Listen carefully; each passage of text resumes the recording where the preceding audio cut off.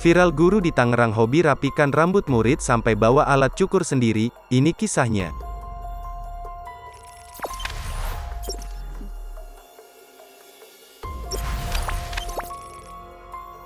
Cerita seorang guru yang hobi merapikan rambut muridnya yang berantakan, viral di media sosial. Cerita tersebut terekam dalam video yang diunggah oleh akun TikTok @vetrardian pada Jumat, tanggal 17 September tahun 2021, lalu. Dalam video tersebut, terlihat seorang guru tengah membantu merapikan rambut muridnya yang sedang mengikuti pembelajaran tatap muka, PTM. Guru yang suka ngerapihin rambut muridnya, cek tulis akun @vetrardian dalam keterangan di videonya. Dari video tersebut, awalnya terlihat seorang murid laki-laki memakai seragam putih abu-abu dengan rambut berantakan. Kemudian, saat sedang mengikuti pembelajaran di kelas, sang guru berinisiatif untuk merapikan rambutnya. Bahkan, guru tersebut telah mempersiapkan alat untuk merapikan rambutnya sendiri. Terlihat adanya sisir dan hairspray yang ia gunakan untuk merapikan rambut sang murid. Tanpa basa-basi, sang guru pun langsung menyemprotkan hairspray di rambut muridnya.